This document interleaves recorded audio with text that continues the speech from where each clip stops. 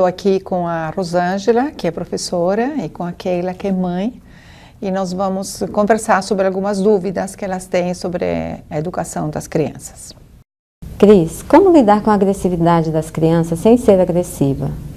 Às vezes, quando a gente vai lidar, tentar conter a agressividade delas, elas vêm nos chutar, nos morder. Eu já tive casos de alunos que, quando eu fui tentar conter a agressividade dele, ele me chutou e me mordeu. Que orientações você me daria nesse sentido, para lidar com esse tipo de situação? Então, é bom a gente lembrar que a gente está lidando com crianças pequenas, entre 2 e 6 anos, né? E é uma idade em que muitas vezes as crianças não sabem como manifestar aquilo que elas estão sentindo. Então, a agressividade, o morder, o bater, é uma maneira dela demonstrar aquilo que está acontecendo dentro dela. Eu sei que é uma situação muito difícil, mas o professor tem que manter a calma, tentar entender o que está acontecendo com essa criança, ver se é uma situação do contexto, do relacionamento com os coleguinhas, se aconteceu alguma coisa que provocou essa agressividade, ou se é alguma manifestação de algum probleminha que ele traz de casa, porque quando acontecem algumas mudanças em casa, entre os pais, ou com eles mesmo, ou eles foram agredidos em casa, tanto verbalmente como fisicamente, às vezes essa é uma manifestação externa daquilo que ele recebeu, daquilo que ele está vivendo, na casa dele. Então, o principal ponto é você manter a calma, você entender que você tem que estar no controle da situação nesse momento, você pegar a criança, tentar abraçar a criança. Eu sei que se a criança está batendo, está tentando morder, às vezes é a coisa mais difícil, mas muitas vezes com essa manifestação de amor, sabe, do abraçar, de dizer, olha, eu te amo, fala comigo, o que está acontecendo, a criança vai se aquietando, porque a tranquilidade, a calma do professor vai sendo transmitida para a criança. Às vezes você pode resolver o problema dessa maneira. Às vezes você já tem um retorno, a criança já se aquieta, aí você conversa com ela para ver o que está acontecendo. Ou pode não acontecer isso, então você tem que ficar firme, calma, o mais calma possível, e aí você então começa a colocar o limite. Se você vê que com esse amor, com essa manifestação de carinho, a criança não se aquieta, coloca o limite. Então, devem existir regras na sala de aula e com certeza umas regras tem que ser isso, principalmente com criança pequena. Não bater, não morder, então você fala, olha, não pode bater, não pode morder, tá? E estou te dando essa ordem e estou te dando uma advertência, se você continuar, você vai sentar num cantinho e você vai pensar sobre o assunto. Ainda nessa linha da agressividade, Cris, é comum crianças pequenas chegarem e se agredirem usando palavrões entre elas. Não sei se elas entendem o que significam os palavrões. Como lidar com esse tipo de situação, Como agir quando elas se agridem usando palavrões?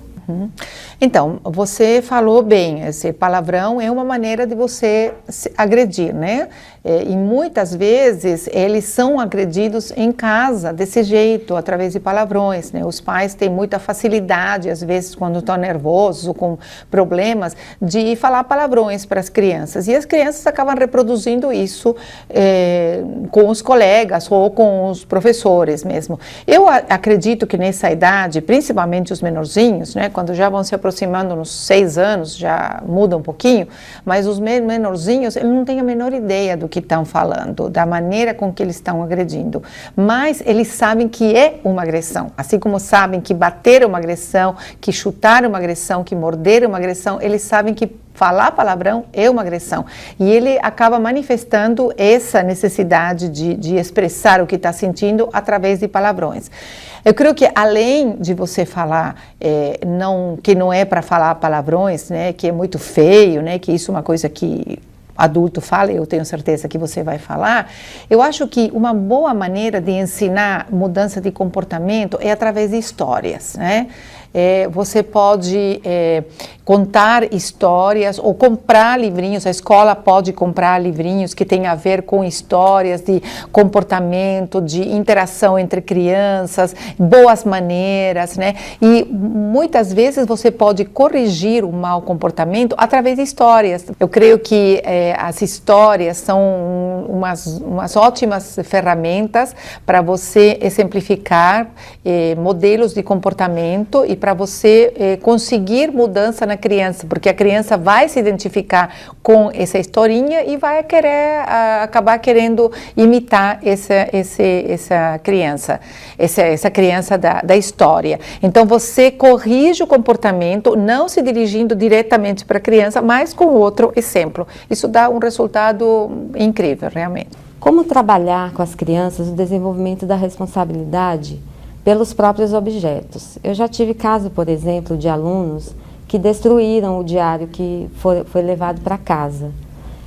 Muitos deles não têm cuidado com os brinquedos, não guardam os objetos depois que eles são utilizados. Enfim, eu gostaria que você me desse orientações para agir nessas situações.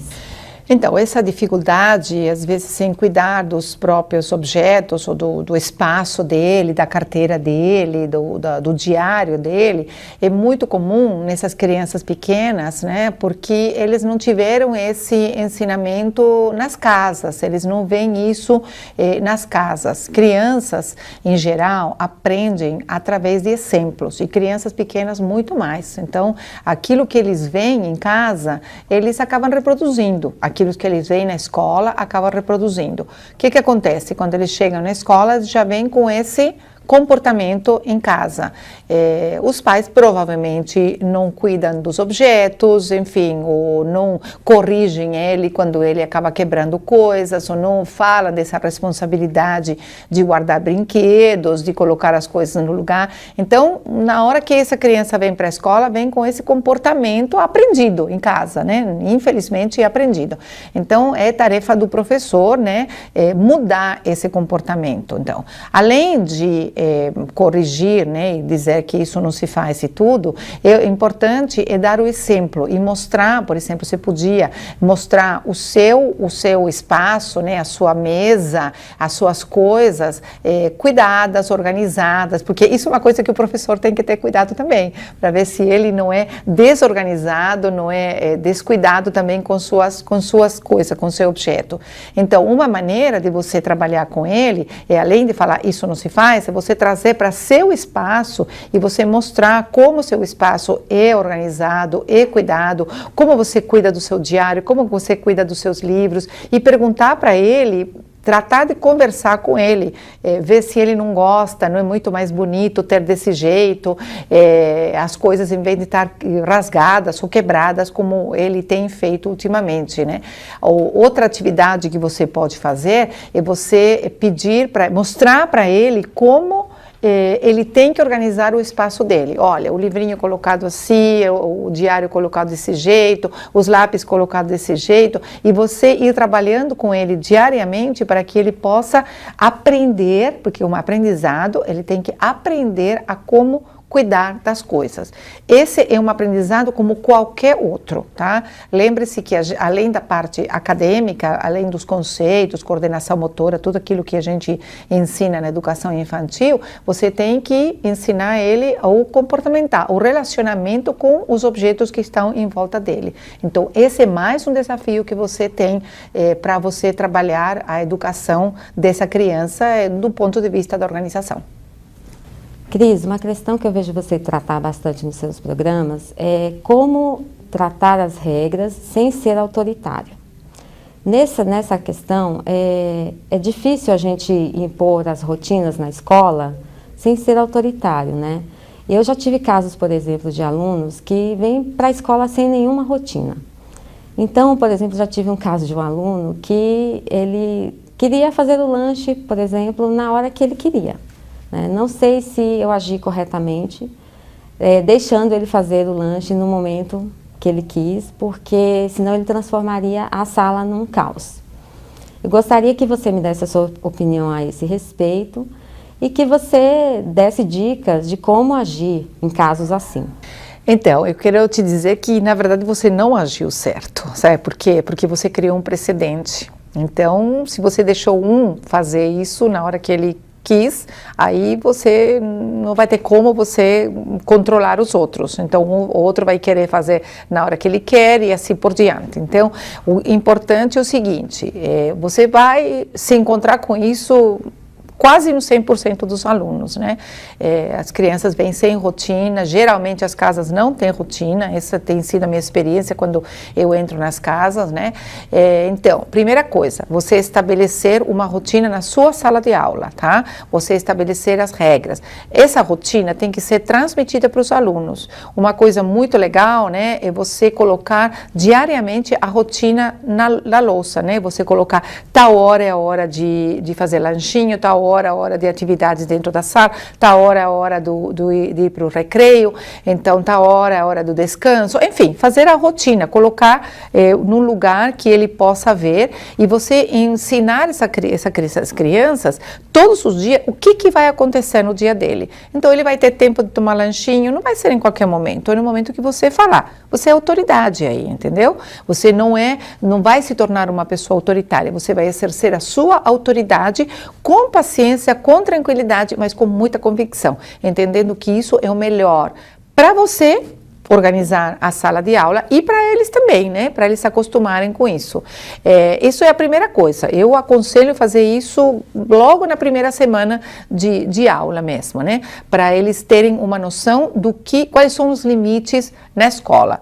Eles entendendo quais são os limites da escola, eles vão responder muito melhor a você no dia a dia. E se você vê que isso está funcionando como tem que funcionar, isso é uma coisa que pode ser transmitida para os pais, mostrar para os pais como o comportamento dessas crianças mudou na escola e como eles podem ter uma mudança no comportamento nas casas, estabelecendo também uma rotina no tempo que eles estão em casa, um horário para tomar banho, um horário para dormir, um horário para fazer lanche, um horário para brincar, enfim, todas as atividades que eles têm que desenvolver em casa.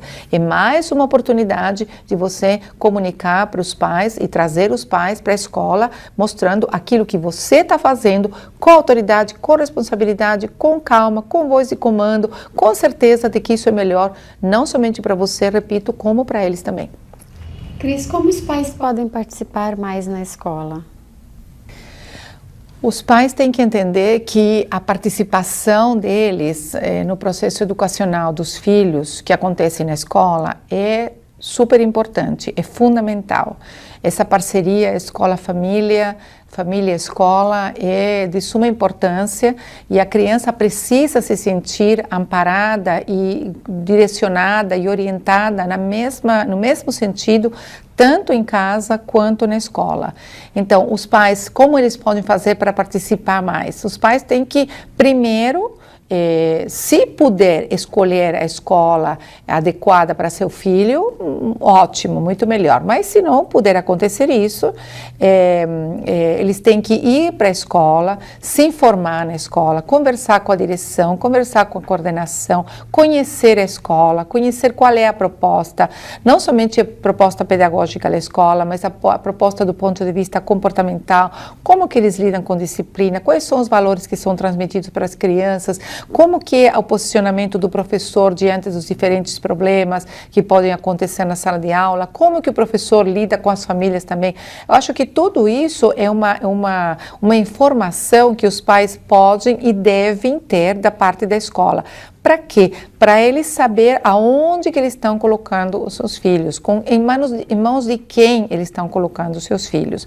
Então, o pai tem que ir para a escola, e vai para a escola, marca reunião com a professora, com a coordenação, com a direção e fala, pergunta, se informa tudo isso, dá a sua opinião. Eu acho que é muito importante, para a escola também é muito importante ouvir a opinião do pai também, para ela poder estabelecer todo o sistema de trabalho baseado também no interesse dos pais. A escola gosta muito quando vê o pai interessado no processo educacional que acontece na escola.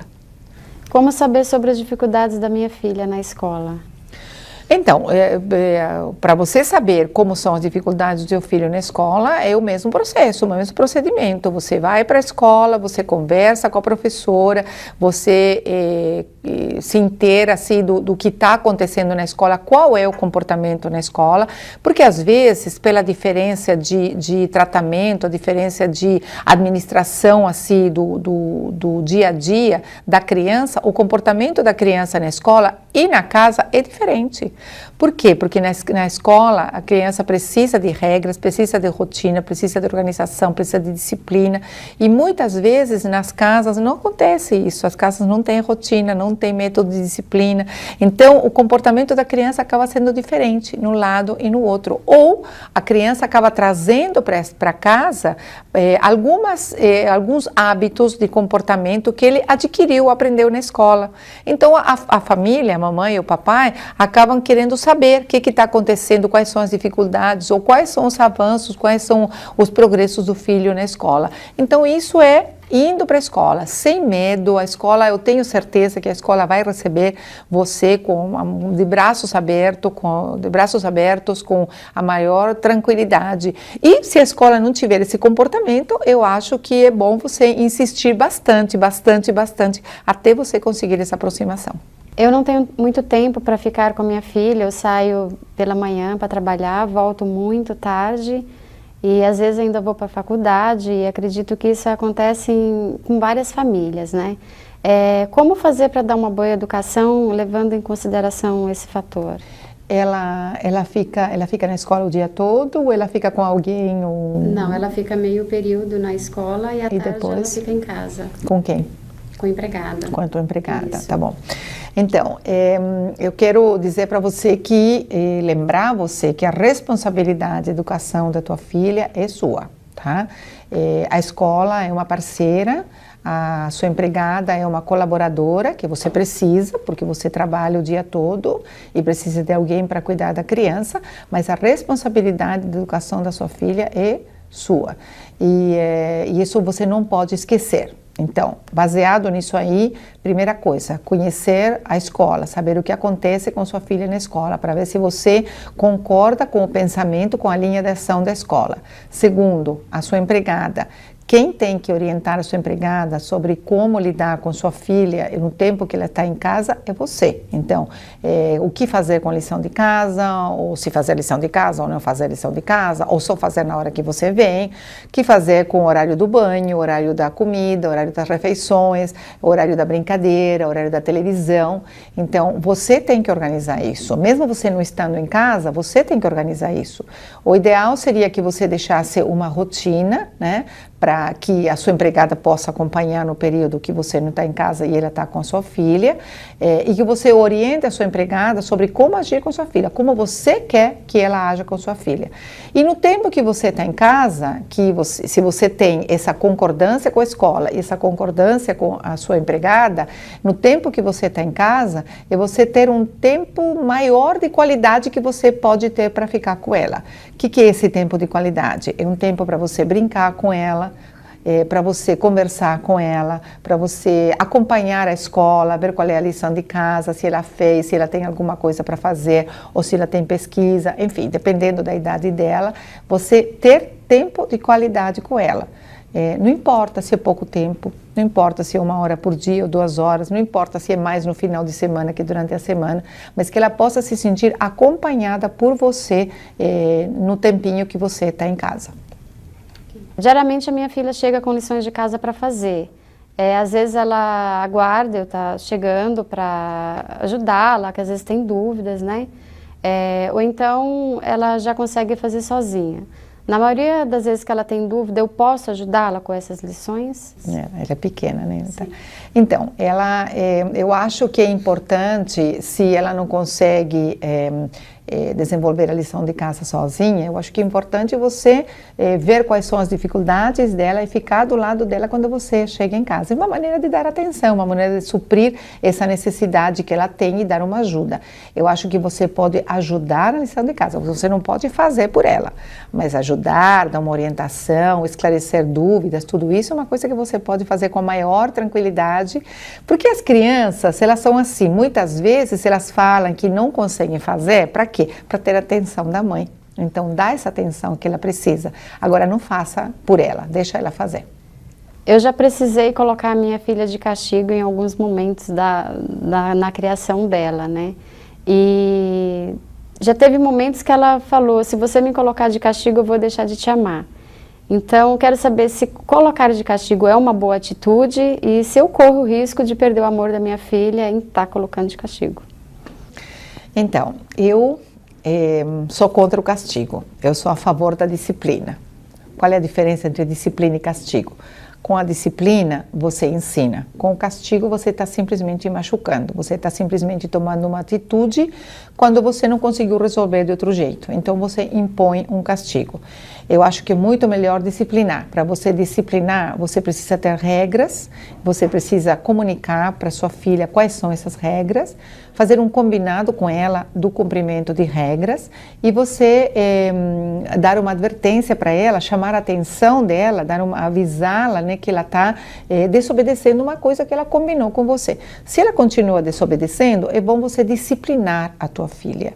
Como você disciplina a tua filha? Você primeiro fazendo ela refletir sobre aquilo que ela combinou com você, de comum acordo, cumprir, e ela não está cumprindo.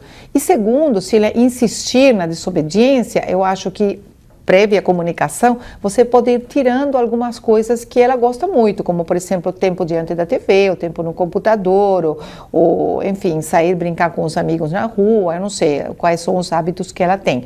Mas sempre com um aviso prévio, né, que você comunica para ela aquilo que vai acontecer se ela continuar desobedecendo. Para que isso é importante? Para que ela entenda a responsabilidade dela com as atitudes que ela toma. Ela vai ter que entender que decidindo desobedecer, ela vai ter uma consequência negativa. E decidindo obedecer, ela vai ter uma consequência positiva, que é basicamente o seu elogio, a sua aprovação, o seu incentivo. Agora, não entre dentro da chantagem emocional dela que ela vai deixar de amar você. Ela vai te amar, talvez até mais, se você disciplina sua filha com amor, com entendimento, com muita calma, porque ela vai se sentir amada, cuidada, que você se preocupa com ela e você quer o bem dela. Criança não gosta de castigo. Criança pode até não gostar no momento que você está disciplinando, mas ela com certeza ela gosta de ser ensinada e amada. Não acredita nela, não vai deixar de amar, ela vai te amar mais. Querido professor, eu sou uma educadora que tenho muita convicção naquilo que eu faço com muito amor. Eu sou educadora desde sempre, eu acho. Eu comecei a trabalhar em educação com 18 anos e eu creio que é uma escolha assim, muito importante na vida da gente. Eu espero que você seja um educador por opção, não porque você não teve opção. Você optou por ser educador, porque isso faz toda a diferença do mundo. Você se dedicar a isso, encarar essa profissão como um ministério na sua vida, é um momento assim de entrega, de você entregar o melhor de si para essas crianças, principalmente com esse alvo das crianças em educação infantil, que é o nosso alvo desse trabalho. É uma idade fundamental no crescimento e no desenvolvimento do ser humano, que ele precisa muito do seu amor, da sua dedicação, da sua convicção, da sua calma, da sua entrega para poder dar o melhor de você mesmo para ele. Que Deus abençoe muito você nessa tarefa e que você seja bem-sucedido. Você vai se sentir uma pessoa super realizada pelo resto da vida.